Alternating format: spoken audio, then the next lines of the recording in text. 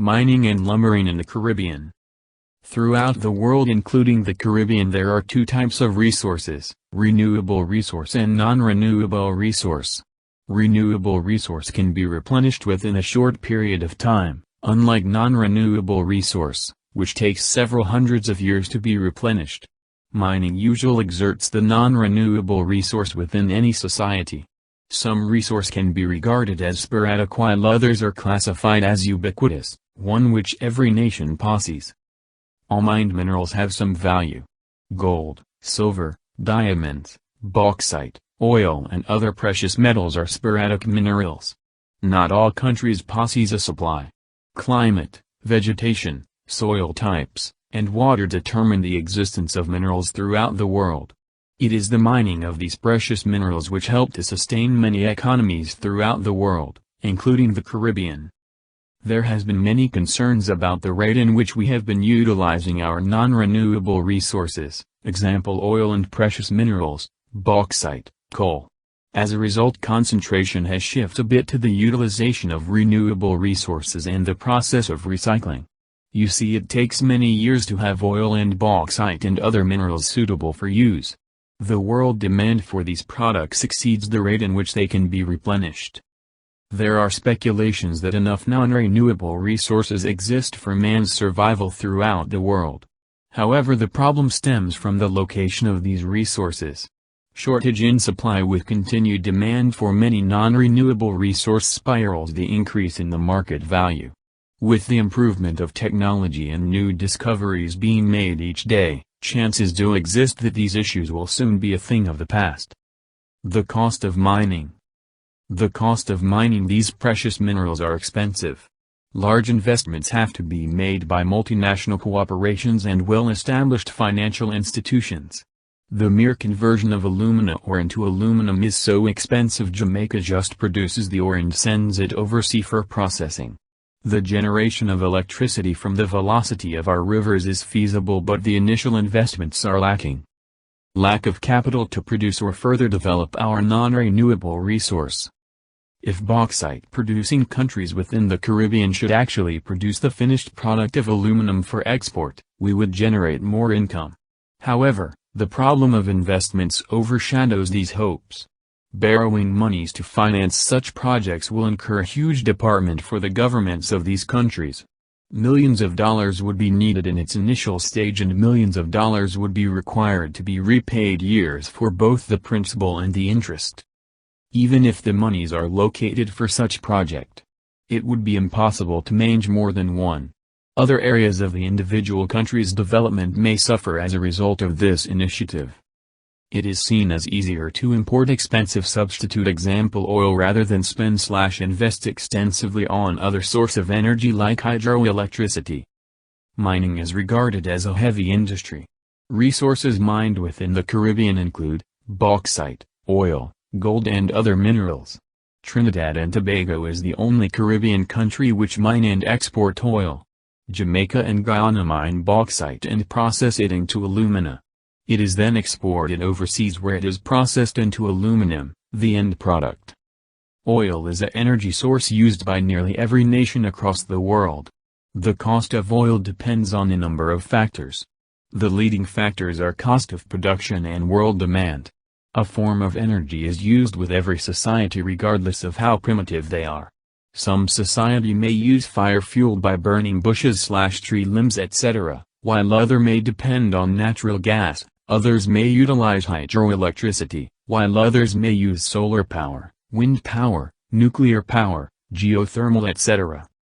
Coal however is the most common source of energy, with over 32% of the world using this source. Oil is utilized by about 27% of the world. Natural gas is the third highest in popularity with just 17%. Biomass and fire range within the region of 14%. Hydroelectricity is utilized by 6% of the world while 4% uses soil energy and geothermal energy. Nuclear power is the least used, just around 1%.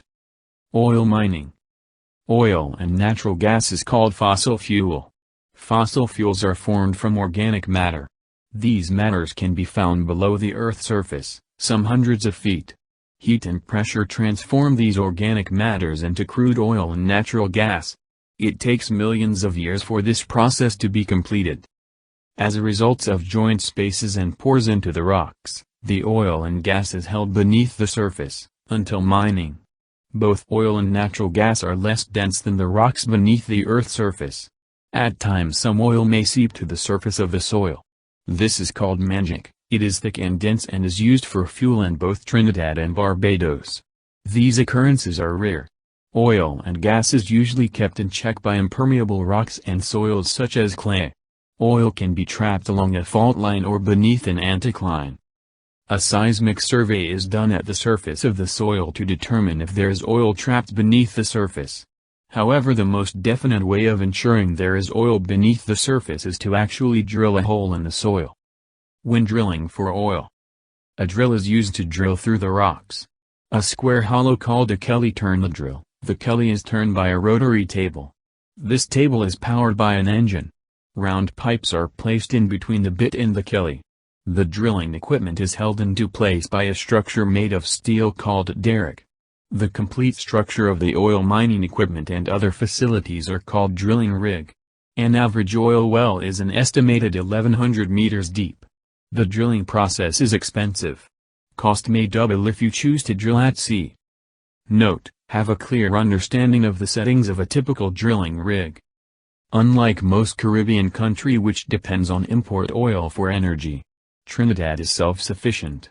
Many countries throughout the region spend most of their monies on the importation of oil/petroleum. Trinidad is the only exporter of fuel within the region. Trinidad was one of the first producers of petroleum within the world. Commercial oil production began in Trinidad in 1908. The first oil refinery was opened in 1912. The first sunken oil well was in 1857. Mining oil requires the digging of wells. Much of the oil reserves in Trinidad are difficult to mine as they would require wells to be dug very close to each other. Many of the oil reserves are not able to naturally flow to the surface after the well is dug. Oil is forced out with the use of water, steam or carbon dioxide. Much of the oil fields off the coast have been exhausted. Marine mining costs are higher than inland mining. Note: review the process of extracting and processing crude oil into fossil fuel. The Caribbean region abounds with a variety and significant supply of exploitable mineral resources. However, slowing demand and weak prices negatively affected the mining sector in 1999, while rising petroleum prices led to increased output in Trinidad and Tobago and Barbados. In Jamaica, the declining price of aluminum and bauxite on the world market led to lower production levels in 1999, which resulted in a 19.1% slump in export prices.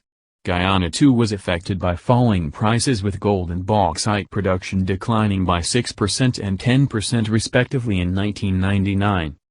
In recent years, almost half of Guyana's GDP has been attributed to gold mining, despite production declines by 6% in 1999 and 10% in 1998, largely because of a 12% drop in production at the country's major gold mining operation, Omai Gold Mines, a joint venture of Canadian firms Cambodia and Golden Star. Ongoing expansion plans at Omai had increased milling and production capability by 50%. Guyana's bauxite production decreased 10% in 1999 and 11% during 1998, continuing a downward trend which began in the fourth quarter of 1997. Linden Mining Enterprise Limited, Linmin, one of the world's largest bauxite mines, has over 20 million tons of high-quality bauxite ore and reserves of over 56 million tons.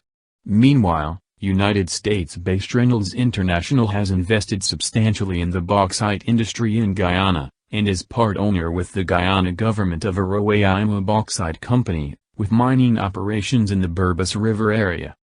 Suriname's alumina and aluminum exports produced from bauxite lead the country's exports, with annual receipts averaging around $350 million a year.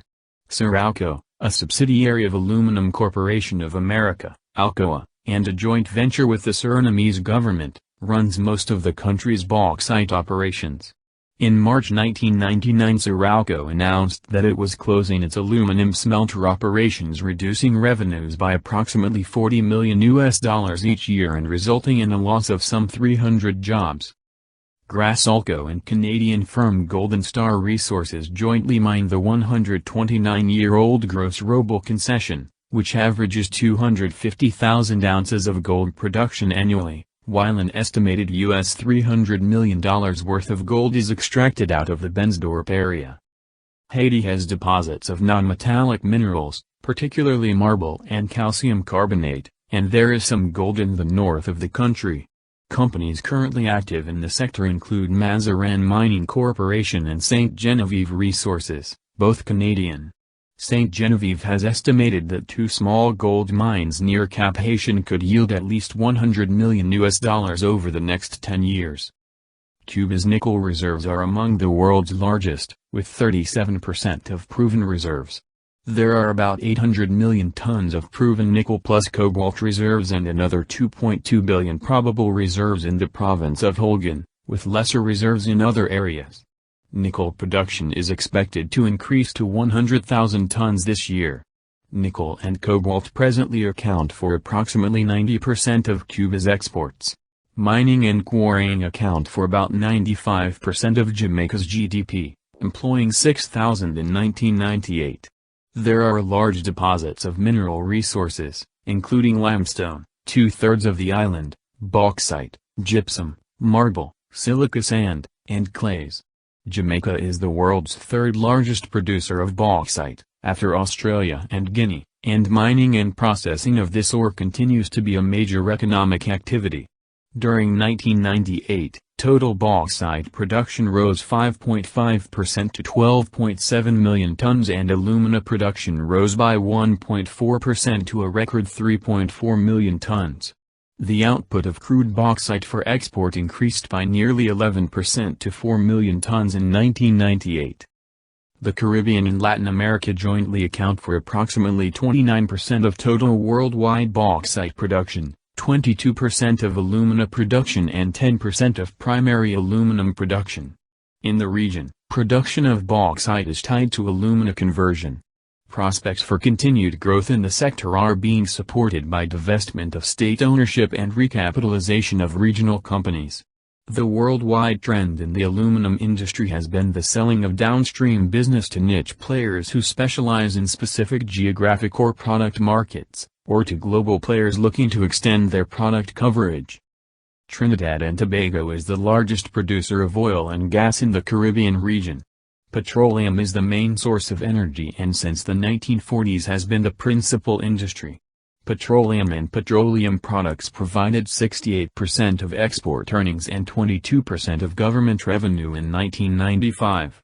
However, production of petroleum has been steadily decreasing since 1978, and its contribution, including asphalt extraction and refining, to the gross domestic product, GDP, decreased from about 35% in 1980 to about 25% in 1999.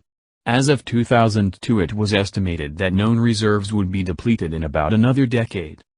Commercial petroleum operations began in 1911 and increased substantially since that time. Current mining and exploration leases cover almost 90% of the land area and a bulk of all Trinidad and Tobago's territorial waters.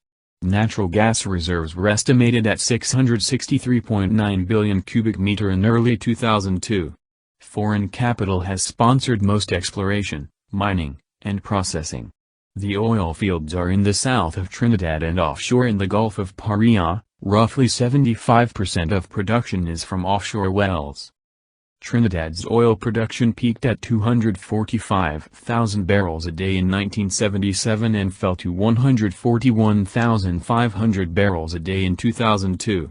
Proved crude oil reserves were 716 million barrels at the beginning of 2003. Several untapped offshore fields in the southeast were under exploration. Subsidiaries of Shell and Texaco built the two largest refineries. In August 1974, the government took over Shell, Trinidad, paying compensation of $45 million. In 1985, it acquired Texaco's onshore fields and oil refinery.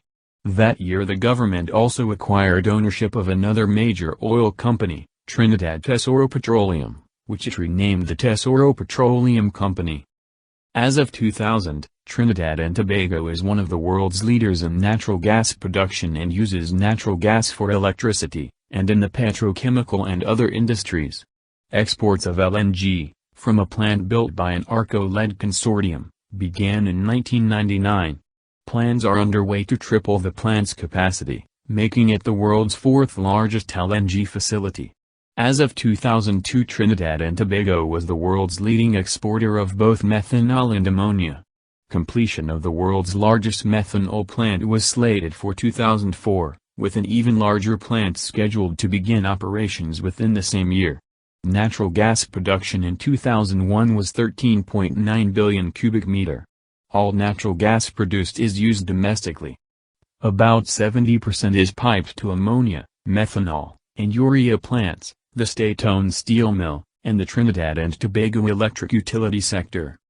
The Trinidad and Tobago Electricity Commission has been carrying out electrification throughout the islands, and generation as well as domestic, commercial, and industrial use of electric power as well ahead of other areas in the former British West Indies. More than 95% of the current total generating capacity is publicly owned and operated by the Commission. The remainder is installed mainly in oil refineries and sugar factories. In 2000, total electrical energy production was 5.2 billion kilowatt-hour, over 99% of it from fossil fuels. Consumption of electricity in 2000 was 4.8 billion kilowatt-hour. Total installed capacity in 2001 was 1,417,000 kilowatts, all of it in conventional thermal facilities. A submarine cable provides Tobago with electricity from Trinidad. It is important to note the following. Pitch Lake, on Trinidad's southwestern coast, is the world's largest natural reservoir of asphalt. Trinidad and Tobago, the leading Caribbean producer of oil and gas, has earned a reputation as an excellent investment site for international businesses. Tourism is a growing sector, although not proportionately as important as in many other Caribbean islands. The economy benefits from low inflation and a growing trade surplus.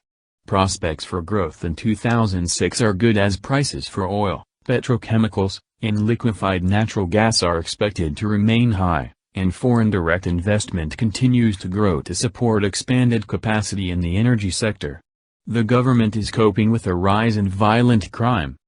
For further reading, please read up on the benefits and the disadvantages of mining oil and bauxite. Lumbering in the Caribbean and Canada.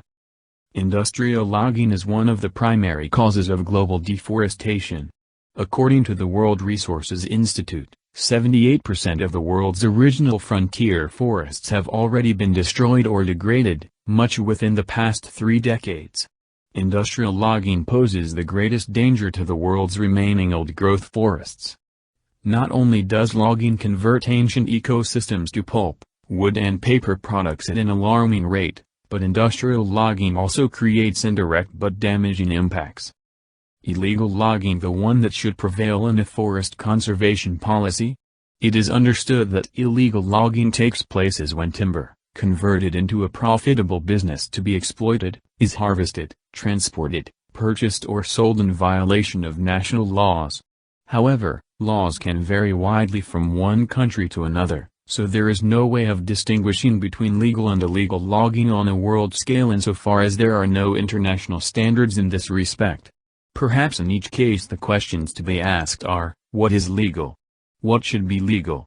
Is what is legal legitimate? Impacts of the logging industry. Social impacts of logging. Most of the forest-dependent local peoples in tropical forests have lived on their lands for hundreds, if not thousands, of years. The land and the forests are their most important economic resource, providing them with food, building materials, medicinal plants and other products to meet their subsistence needs. Their relationship with the land has formed the cornerstone of many of their societies and cultures and has a deep significance in their spiritual lives, often representing the past and the future as well as the present. Because forests are so central to their lives, Most forest peoples have devised ways of forest management which ensure that their needs are met and that the forest ecosystem is protected. The negative social impacts caused by industrial logging are all too often overlooked in assessments of the damage caused by logging, particularly the high numbers of people affected, the wide-reaching nature of the problems created in people's lives and the potential costs in economic terms of replacing the lost benefits provided by forests. Food security. Logging has had a severe impact on food and other resources which form the basis of the livelihoods of many forest-dependent peoples. In terms of food resources, wild meat and fish represent vital sources of protein. A number of studies have shown that the availability of wild meat has declined in logging areas in a number of forest regions, including those in Central Africa, Brazil and Asia-Pacific, as logging opens up previously inaccessible forest areas to commercial hunting and the overuse of wild game. In Central Africa, research has found that logging roads have made the forests more accessible to poachers, some of whom are logging company employees, and logging trucks often transport bush meat. In Sarawak, data showed that 3,806 kilograms of meat per 10 families was harvested from unlogged forests, compared with 1,240 kilograms during the first decade after logging, 534 kilograms during the second decade, and just 155 kilograms during the third decade. This is equivalent to a collapse in annual meat consumption per head from 54 kilograms to 2 kilograms from unlogged to logged areas. 139. Fish, another vital source of protein, have also been severely affected by logging. The large quantities of soil sediments washed away from logging areas into streams and rivers causes high turbidity levels and siltation, combined with runoff of diesel oil used by logging machinery and chemicals employed to treat the timber, causing dramatic declines in fish stocks. By 1987, 59% of Sarawak's rivers were considered polluted and severe reductions in fish catches were reported by 57 longhouses along interior rivers. 140 in Cameroon, fishing has traditionally been a significant part of local subsistence livelihoods, mostly undertaken by women.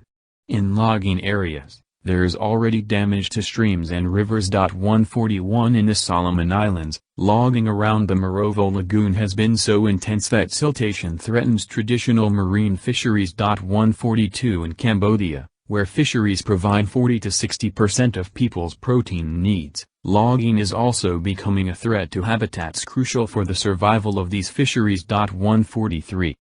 Besides protein, logging affects other sources of vital daily food too.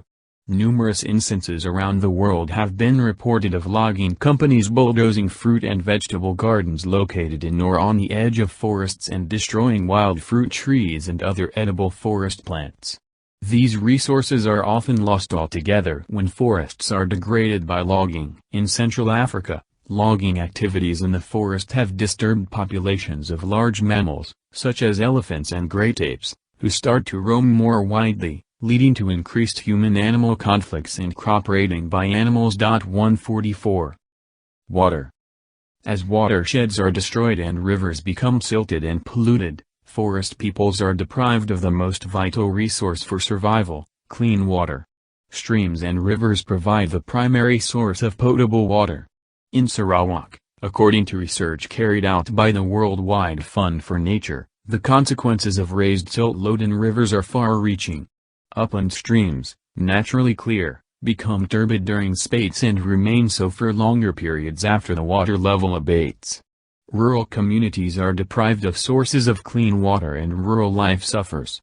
In some of Sarawak's areas, the river water is permanently turbid. 145 in the Solomon Islands. Damage to water sources by logging practices is often the single most serious issue identified by local women as it has an impact on all aspects of their daily life. 146. Health. The loss of food and the pollution of water sources leads to health problems amongst forest-dependent communities, with women and children tending to suffer the most. In Sarawak, in the late 1970s and early 1980s, malnutrition became widespread in the interior due to the decline in wild meat harvesting and the fall in hill rice production because less land was available for swiddening. In the Brazilian Amazon, a 1994 survey of hunger amongst indigenous peoples recorded high levels of malnutrition amongst those Indians whose land had been invaded or disturbed by loggers. 147. Besides health problems created by a lack of food supply and clean water, diseases have been introduced by outsiders to forest communities. In Brazil, incursions into indigenous reserves have resulted in the spread of diseases against which Indians have no immunity, and this is the cause of more deaths amongst indigenous peoples than anything else. 148. In addition, the opening of the forest encourages the spread of diseases such as malaria. In Papua New Guinea, for example, logging operations in several provinces are experiencing intense levels of malaria among both workers and the local surrounding populations. 149. Disruption of local economies. The loss of non-timber forest products, NTFPs, such as rattan, nuts and resins can have profound consequences on the local economies and subsistence lifestyles of forest-dependent peoples. Even when these resources are specifically marked to be excluded from logging, they are often damaged or felled. 150. The value of NTFPs is often overlooked in assessments of the benefits from forest resources. A study of the local cash economy in NTFPs in Cameroon found that the sale of NTFPs earned at least $1.75 million in the first half of 1995. More than 1,100 traders, mainly women, distribute these NTFPs. The study confirms the role of NTFPs as a source of employment and income, not only for gatherers, but also for traders. 151. Changes in social stability. Community values are being undermined and the fabric and integrity of forest communities disrupted by extractive industries such as logging and by the subsequent reliance on the cash economy for essential daily products such as food. Social tensions within and between communities are often exacerbated as a result. The social division caused by the arrival of large-scale logging is one of the major negative impacts identified by local people throughout the Solomon Islands, Papua New Guinea, and Vanuatu. The industry has created a new distinction at the village level between the haves and have-nots based on a sudden influx of cash from royalties or sweeteners. Because of the complex land tenure structures in Melanesia, and the need for logging companies to identify landowners in order to obtain national government licenses to log, negotiations are often based on expediency and restricted to a few key individuals rather than taking place with all legitimate landholders. In this way, a few individuals can undermine the whole structure of customary land tenure in return for cash. Communities rarely see the promised infrastructure developments such as schools, clinics and permanent roads, other than logging roads. In Brazil, as illegal roads are driven through indigenous reserves, uncontrolled colonization follows, adding to social tensions and sometimes violence. Illegal logging in Indian reserves usually takes place as a result of deals struck between loggers and certain individuals amongst the Indian community, resulting in social conflict within the community and neither a fair return for the timber nor any positive development projects. In Guyana, as the younger, more employable community members seek jobs in towns or in the mining and logging camps, the drain of labor not only deprives the communities of needed hands in agriculture, hunting, fishing and cultural activities, but also contributes to other negative sides of the extractive industries, namely alcoholism and prostitution. 152. In Sarawak, as local forest, food and water resources have declined, many forest peoples have had little choice but to move to towns in search of work, to move into resettlement schemes, to find jobs in the logging industry, or to resist and struggle to protect their way of life and to regain their rights. Those with little or no education or work experience have found it difficult to obtain employment in towns. Many have ended up in squatter settlements while some women have turned to prostitution. 153. Many complaints have also been reported by those who have joined land development schemes such as oil palm plantations. They have often found it hard to adjust to formal and rigid lifestyles and to depend totally on the cash economy. Furthermore, In many cases, the promises of compensation for lost customary rights have remained unfulfilled. 154 Many of those who have remained in the longhouses have had to join the logging industry to survive. Due to insufficient safety standards, lack of training, long working hours and pressure, the accident rate has been high. Women seem to have been the worst affected. As many men go to find employment either in towns or with the logging industry, a newly emerging division of labor requires the women who remain to cope with previously male tasks in the swidden plots and to work harder and longer hours to collect water and forest products, both of which are scarce because of logging. In those cases where communities are encouraged to move into settled rather than swidden agriculture, women tend to be economically and politically marginalized because they have no relation to the new crops and little access to new information and technology. Any matter related to land and resource rights in settled agriculture is dealt with by the government or the private sector through the male household head, pushing women further aside. As the community begins to place more reliance on male, non-resource-based livelihoods, it shifts from depending on an integrated community livelihood system to one based on greater gender differentiation.